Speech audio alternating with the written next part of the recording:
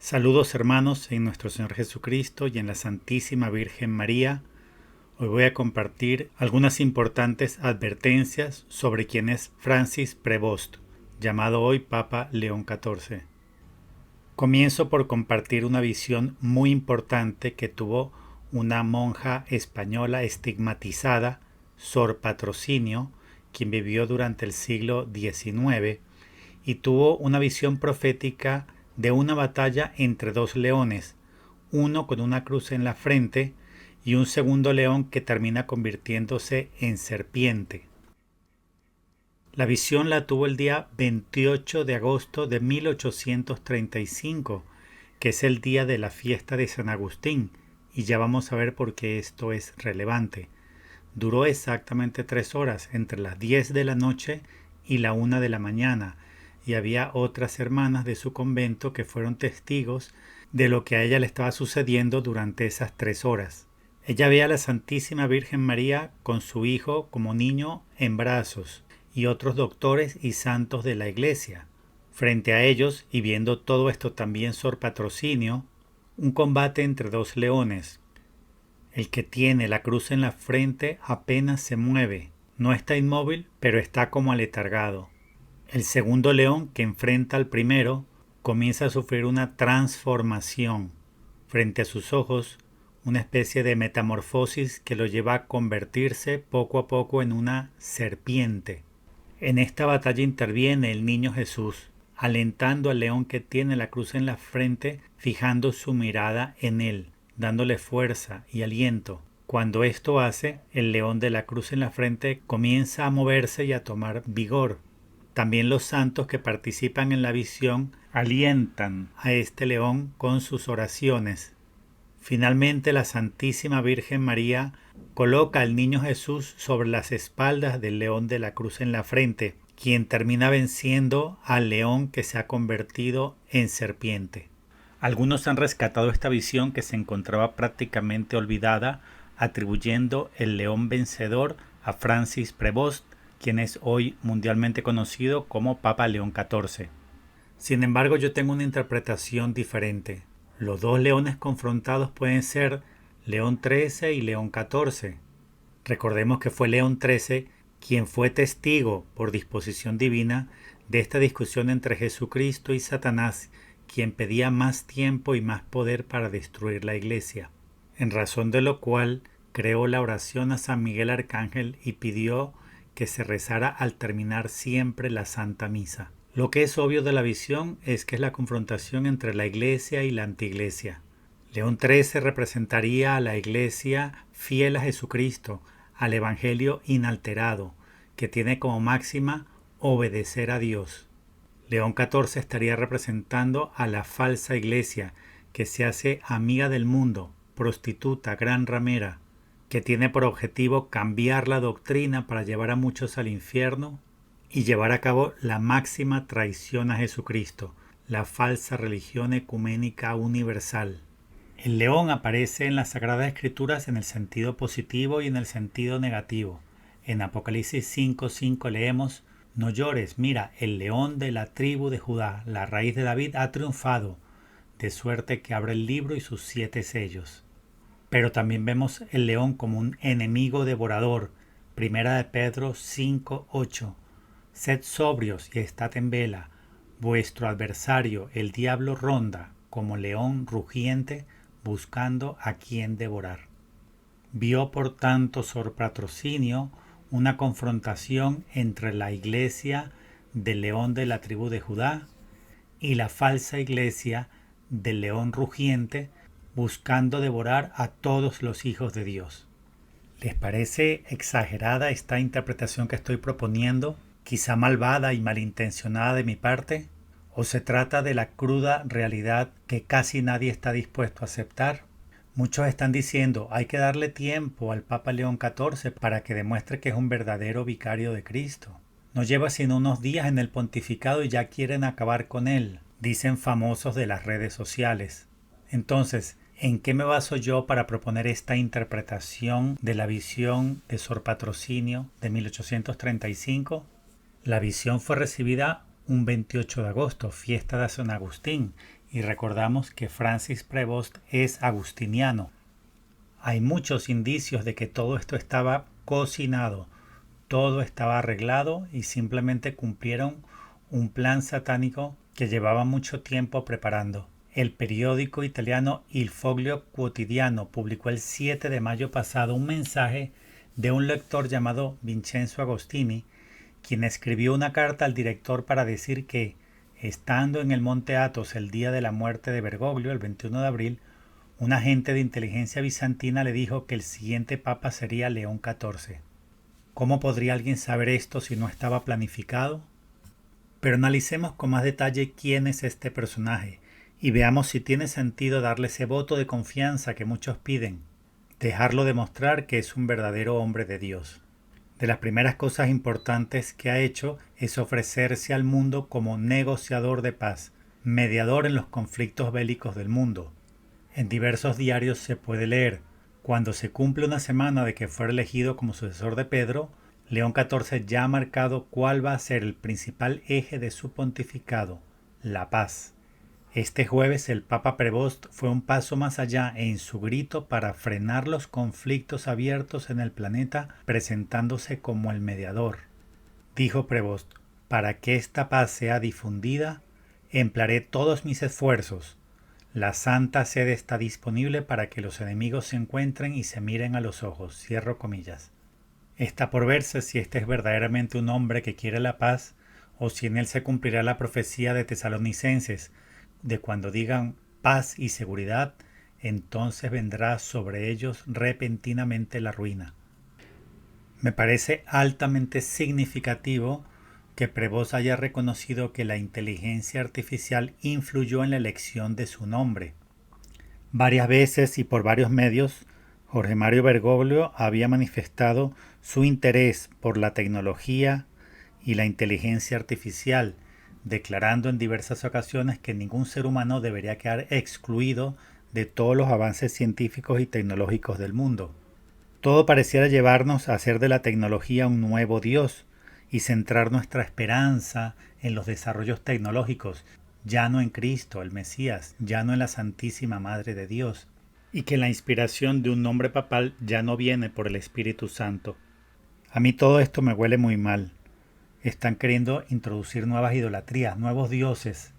Y sí es la tecnología uno de los nuevos falsos dioses o ídolos de nuestros tiempos, cosa que Francis Prevost está dispuesto a exaltar como ya lo hizo Jorge Mario Bergoglio.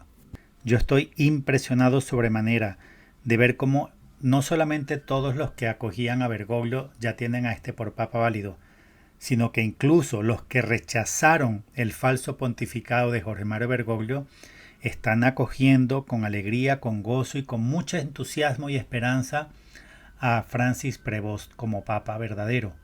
La razón es la siguiente: lo han reconocido porque lo han juzgado por apariencias, por comentarios, por cosas que ha dicho en sus primeros días de pontificado. Mi llamado y mi sugerencia es a que nuestro juicio sea justo según las enseñanzas de Jesucristo en el Evangelio. Si Francis Prevost, llamado hoy universalmente como Papa León XIV, fuera un verdadero vicario de Cristo, un enviado de Dios para sanar la Iglesia y restablecer la sana doctrina, entonces como mínimo debería hacer lo siguiente. Primero, hacer un acto público de reparación a Dios por la entronización y adoración de la Pachamama en el Vaticano. La ofensa se hizo de manera pública frente a los medios. La reparación se debe hacer de manera pública frente a los medios. 2.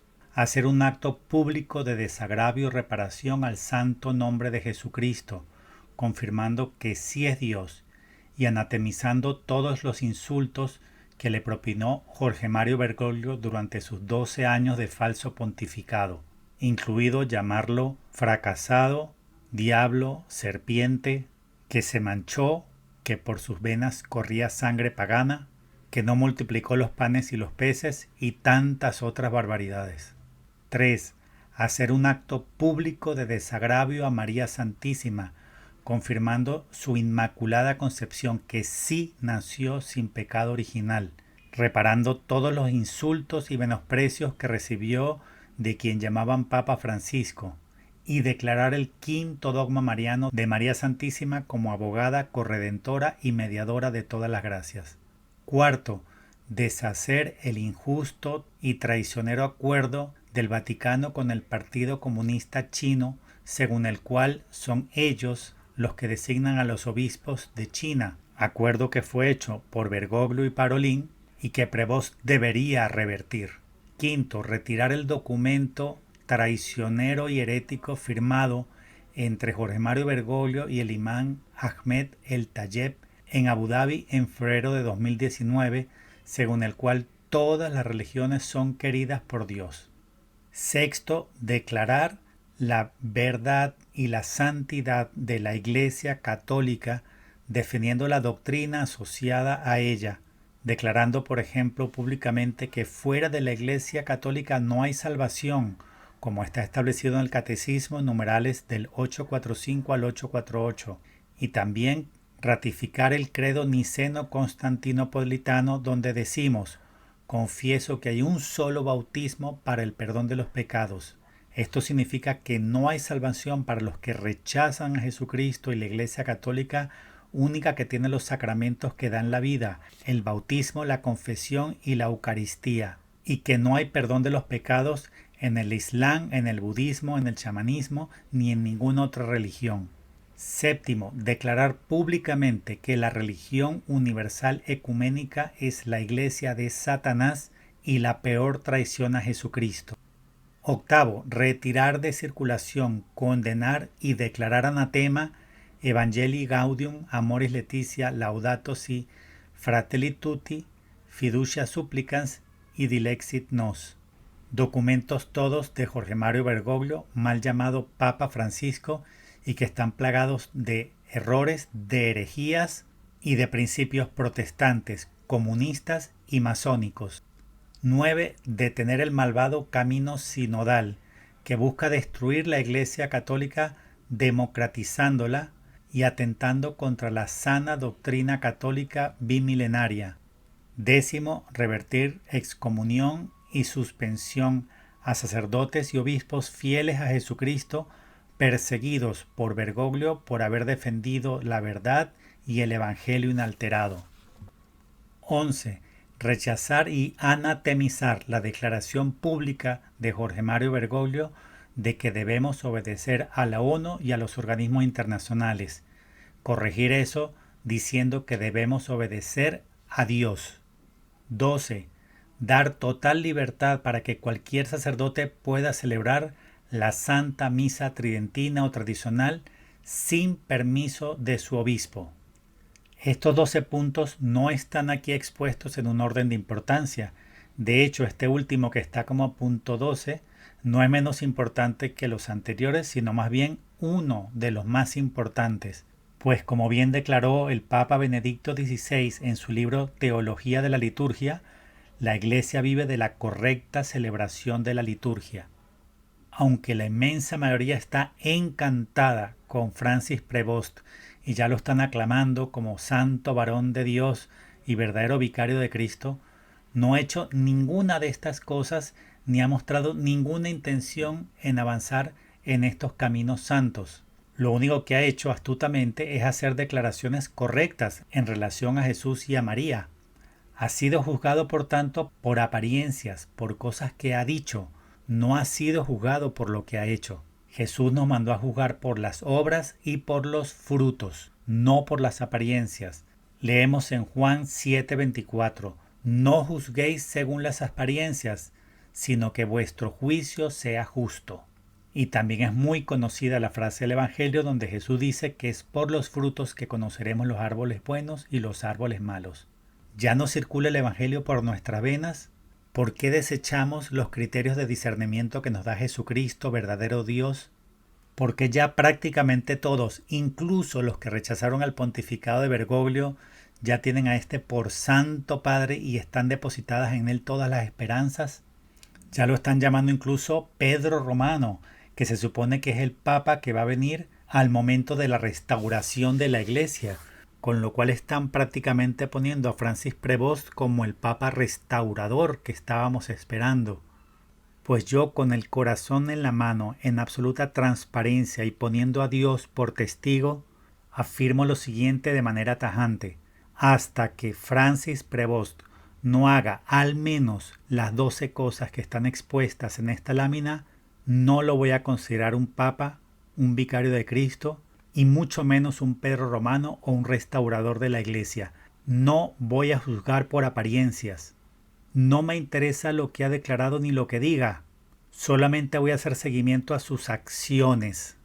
Si es un verdadero hombre de Dios, tiene que desandar 12 años de destrucción de Jorge Mario Bergoglio, 12 años de herejías, de blasfemias, de atacar la Eucaristía y la liturgia, en fin, 12 años de destrucción y devastación.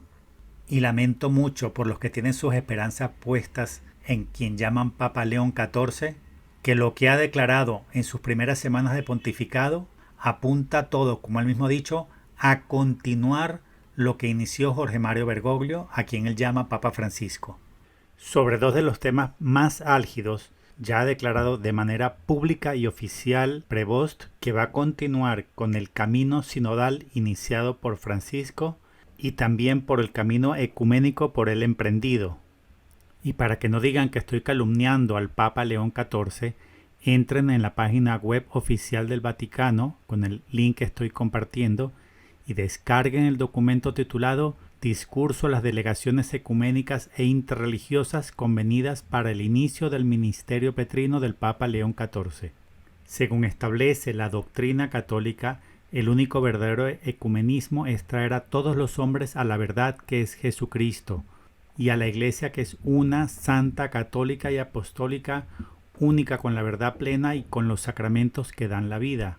Pero el ecumenismo que está proponiendo Prevost es el que inició Jorge Mario Bergoglio, según el principio e ideal masónico del espíritu de fraternidad humana, de dialogar y construir puentes con las otras tradiciones religiosas, pero sin traerlos a ellos a la verdad.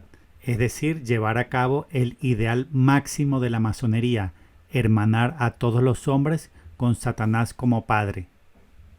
Hay un análisis que me parece muy interesante y posiblemente verdadero que pueden ver en el canal de YouTube Hallín TV, titulado Secreto detrás del nombre del nuevo Papa. Antes comentamos que bíblicamente se puede demostrar que la palabra león tiene las dos acepciones, positiva o negativa, de Dios o del maligno. Vemos la connotación positiva en Apocalipsis 5:5. No llores, mira, el león de la tribu de Judá, la raíz de David, ha triunfado. Aquí aparecen las dos palabras, león y David. La profecía, según había predicho el profeta Samuel, del linaje de David vendría el Mesías. Y por eso en el pueblo de Israel los reyes tenían que ser no solamente judíos, sino del linaje de David. Por eso vemos en los evangelios que la designación hijo de David era un título mesiánico que se le da a Jesús el primer domingo de Ramos en su entrada triunfal en Jerusalén, cuando es aclamado por su pueblo. David es un nombre muy importante en la cultura hebrea, no solamente rey y profeta, sino que de su linaje vendría el Salvador. En hebreo se escribe con 3 letras, Dalet, Vod, Dalet. En hebreo, al igual que en griego y en latín, no existen los números arábigos y las cifras se hacen con letras. La letra Dalet, que equivale a nuestra D, tiene valor numérico 4. La letra Vod, que equivale a nuestra V, tiene valor numérico 6. Dalet aparece 2 veces, como la primera y la última letra de David. Si sumamos los 3 números, 4 más 6 más 4 nos da justamente 14. ¿Tiene esto que ver con el nombre León XIV? A primera vista pareciera algo sin importancia o simplemente casual, pero confrontémoslo con Mateo 1:17. Después de enunciar la genealogía de Jesús, se hace la siguiente afirmación: así que todas las generaciones son, desde Abraham hasta David, 14 generaciones, desde David hasta la deportación a Babilonia, 14 generaciones, desde la deportación a Babilonia hasta Cristo, 14 generaciones. se nos está indicando que en el plan salvífico de Dios hay un cambio de dirección cada 14 generaciones, una disrupción histórica, un hito que marca un antes y un después. Y notemos entonces que después de la última cuenta generacional es que venía el Cristo, el Mesías, 14 generaciones desde Babilonia hasta Cristo. ¿Qué mensaje nos está dando la masonería eclesiástica, que es la que tiene el control del Vaticano? ¿Qué mensaje nos está dando con la elección de este nombre papal León XIV? ¿Nos están acaso preparando para el día en que León XIV diga que es él el Mesías, el hijo de David? Esto es solo una hipótesis, pero lo considero digno de ser analizado con profundidad y tenerlo por posible, porque a la masonería, que es entre otras cosas cabalística, no se le escapa ningún detalle y son muy versados en todas las cosas que representan números, señales y símbolos. El nombre León XIV pudo haber sido seleccionado no solo para indicarnos que puede estar relacionado con el Mesías, sino con un cambio de época, un punto de inflexión, una disrupción en la historia de la Iglesia y del mundo. A mí me pareció también extremadamente significativo que Francis Prevost haya declarado lo siguiente en la misa del pasado domingo 18 de mayo 2025. Durante la misa sentí fuertemente la presencia espiritual del Papa Francisco que desde el cielo nos acompaña. ¿Cómo puede este supuesto Papa afirmar que alguien está en el cielo sin que haya habido el debido proceso de análisis, evaluación y canonización? Para beatificar o canonizar a alguien, no solo tiene que haberse hecho una investigación detallada y exhaustiva de las virtudes y de los aportes al reino de Dios y a la defensa del Evangelio, sino que se presentan también casos milagrosos de curaciones o sanaciones que la ciencia y la medicina deben evaluar con detenimiento y responsabilidad. Y yo me pregunto, ¿puede ser el cielo el premio para alguien que insultó a Jesucristo y a la Santísima Madre de Dios, refiriéndola como mujer de mala vida pasada y a Jesucristo como hijo de la prostitución? ¿Puede ser la salvación eterna el premio de Dios para alguien que murió impenitente después de haber destruido la fe y la doctrina con más de 200 herejías y después de 12 años demostrando al mundo que su corazón era comunista, masón y también simpatizante de todos los criterios de Lutero, quien fue excomulgado por hereje, cismático y apóstata? Pues yo más bien pienso que si Jorge Mario Bergoglio está en el cielo, pues el infierno debe estar vacío. Es más, ¿para qué vas a dejar de pecar, de blasfemar, de decir herejías, si de todos modos te vas a salvar porque Dios es misericordia? Yo no solamente veo esto como irresponsable, sino como altamente peligroso. Declarar que está en el cielo alguien que murió impenitente es una manera indirecta de decir a la gente que puede llevar una vida de pecado y que no necesita ni siquiera convertirse o arrepentirse a la hora de la muerte. Y yo de hecho no niego que la presencia espiritual de Jorge Mario Bergoglio se pueda sentir o hacer presente, pero no necesariamente porque esté en el cielo. Hay un caso muy interesante y bastante conocido de una posesión ocurrida en el siglo XX a una joven llamada Anneliese Michel. En este caso fue parcialmente inspirada la película El exorcismo de Emily Rose. La fase final de la expulsión de los 6 demonios que tenía dentro Anneliese Michel fue grabada y hoy en día está disponible esa grabación y es realmente impresionante. El sacerdote exorcista va sacando uno a uno los demonios con la ayuda de la oración y de la Santísima Virgen María, y cada uno de estos demonios es obligado a decir su nombre y por qué fue condenado en el infierno.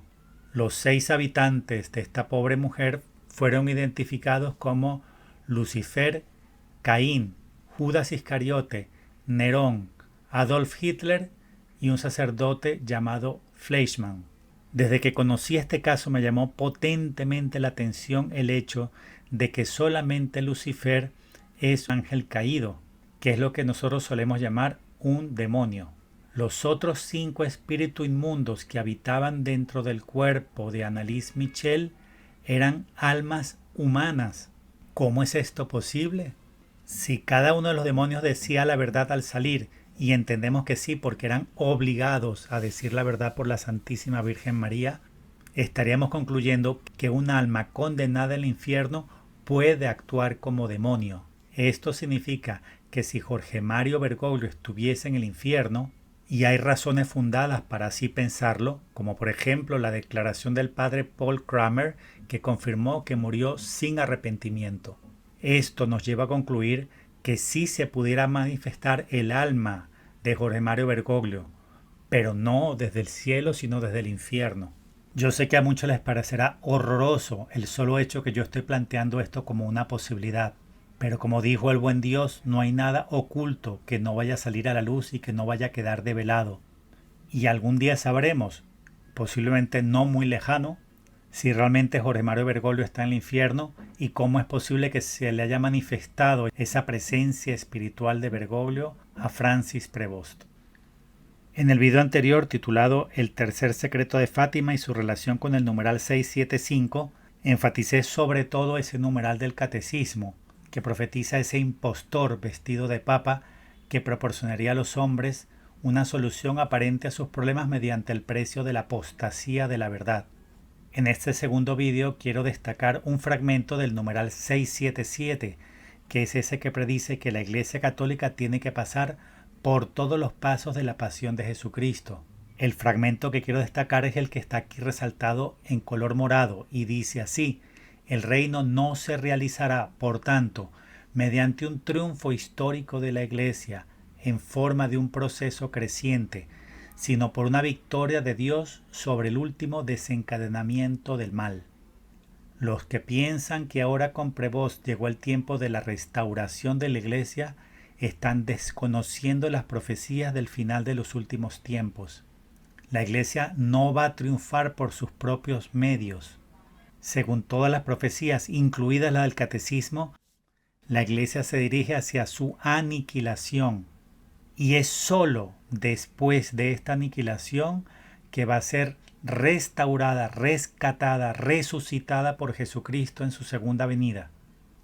Los que piensan o afirman que la Iglesia o el mundo serán restaurados por manos humanas o por medios humanos no saben escatología, descartan las profecías y andan en la oscuridad, confundidos y confundiendo a otros. Según todas las profecías bíblicas del catecismo y de verdaderos instrumentos de Dios, y entre ellos menciono a Leonardo Castellani y al Papa Benedicto XVI, ni el mundo ni la Iglesia va a ser restaurado por manos humanas. Así como nada ni nadie pudo haber detenido la pasión de Jesucristo hasta que se consumara con su muerte en el Calvario, nada va a poder detener la pasión de la Iglesia Católica hasta que se consume el segundo deicidio, el homicidio de Cristo cuerpo místico, es decir, su Iglesia. Y como dice el libro azul del Padre Gobi, es luego de todo esto que la Iglesia va a renacer como una nueva Iglesia de luz y de santidad. Cuando Jesús le dijo a sus discípulos que debía ir a Jerusalén y sufrir mucho de parte de los ancianos, de los sumos sacerdotes y de los escribas, y que debía ser condenado a muerte, Pedro le dijo: «Lejos de ti, Señor, esto no te sucederá por cierto». A lo cual Jesús le replicó: «Quítateme de delante, Satanás, un tropiezo eres para mí, porque no sientes las cosas de Dios, sino las de los hombres». Pedro pensó que podía detener la pasión de Jesucristo, que podía frenar esa profecía que Jesús le había dado y que era conveniente hacerlo. Y Jesús le respondió de una manera durísima, con palabras muy fuertes: «Pues ahora todos los que están pretendiendo frenar la pasión de la Iglesia, es decir, detener el cumplimiento de la profecía del Catecismo 677, solo están actuando como instrumento de tropiezo. Todos los pasos de la pasión de la Iglesia se van a completar hasta el último, queramos o no aceptar esa profecía». Y si les parece absurdo o ilógico que Dios permita que Satanás se haya sentado en el vértice de la Iglesia, les quiero compartir una de las citas más impactantes de todo el libro del Apocalipsis. Apocalipsis 17:17, que dice así: «Porque Dios ha puesto en sus corazones hacer lo que a Él le plugo, ejecutar un solo designio, dar la autoridad de ellos a la bestia hasta que las palabras de Dios se hayan cumplido. Para mí es de las frases más impactantes de todo el Apocalipsis. ¿Cómo podría ser esto de que Dios ponga en sus corazones el entregarle la autoridad a la bestia? Pues sí, hermanos, esto está en el plan de Dios, el cual tenemos que aceptar, tal y como lo había declarado el Papa San Juan Pablo II, tanto en Filadelfia en aquel Congreso Eucarístico como en Fulda, Alemania, y es que la confrontación final entre la Iglesia y la antiiglesia, entre el Evangelio y el antievangelio, está dentro del plan de Dios, permitido de Dios aunque no lo comprendamos. Para mí, y lo vuelvo a decir, Francis Prevost cumple perfectamente la profecía de Marie-Julie Jenny, que decía que habría dos antipapas sucesivos, que serían Bergoglio y Prevost. Y así como en tiempo de Jesús hubo dos malvados antisumos sacerdotes, es decir, elegidos fuera de las normas canónicas hebreas, Anás y Caifás, proféticamente se podía concluir que iba a haber en el final de los tiempos, en la nueva pasión, dos antipapas, Bergoglio que representa a Anás y Prevost que representa a Caifás. Y a cualquiera que esta afirmación de mi parte les parezca extremadamente horrorosa, imprudente o fuera de lugar, yo con caridad, amabilidad y respeto les digo, si llega a cumplir las 12 acciones correctivas que yo expuse en este vídeo, yo mismo voy a salir a hacer un acto público de humillación, retractándome mis palabras y pidiendo perdón públicamente por haber llamado anticristo a Francis Prevost. Pero si por el contrario no hace sino, como él ya declaró, completar todo lo que inició Jorge Mario Bergoglio y termina llevando a cabo la religión ecuménica universal, que es la Iglesia de Satanás, el cuerpo místico del anticristo, él mismo confirmaría que lo es, el anticristo papa, anticristo religioso o falso profeta. Pido por favor que no me manden lo que dijo Prevost, cientos o miles de vídeos para blanquearlo y para justificar su bondad y su santidad. Con respeto y caridad les digo, no me interesa, no los quiero ver. Mientras él no haga las acciones correctivas para deshacer las acciones destructivas de 12 años de Jorge Mario Bergoglio, no me interesa lo que diga, porque Jesús nos enseñó que debemos juzgar rectamente, según las acciones. Por sus frutos los reconoceréis, no porque hable cosas bonitas, no porque diga cosas correctas. Y aunque me odien o me repudien por esto, si termina concretándolo la religión falsa universal y la suprensión del sacrificio perpetuo, no hará esta persona sino confirmar todo lo que he denunciado en este vídeo. Y me gusta siempre terminar con un mensaje de esperanza, y lo voy a hacer con unos fragmentos de la misión de la Divina Misericordia de Texas, Estados Unidos, sobre el silencio interior y el abandono en Dios para no dejarnos engañar. Primero el mensaje de María Santísima del 13 de mayo de 2024 titulado Hijos míos, silencio ante Dios. Benditos aquellos que, haciendo a un lado sus propios criterios, me permiten formarlos de acuerdo a la voluntad divina y el trabajo para el cual cada alma fue creada. Venid a vuestra madre y permitidme quitaros las telarañas de tantos razonamientos inútiles, de tantos pensamientos nocivos y soberbios, de tantas mentiras que el enemigo ha tejido a vuestro alrededor. ¿Cómo podéis ver claramente si vuestros ojos siguen cubiertos con las escamas de la soberbia y la arrogancia? Venid a mí, hijitos, para que yo os quite estas escamas tercas con mis lágrimas, y limpie vuestra vista para que veáis el verdadero rostro de mi Jesús, el verdadero rostro del Padre. Luego dice varias veces, silencio ante el misterio de Dios, silencio ante su voluntad perfecta, el 3 veces santo silencio, el silencio, hijos, que nace de la fe sencilla, verdadera y viva.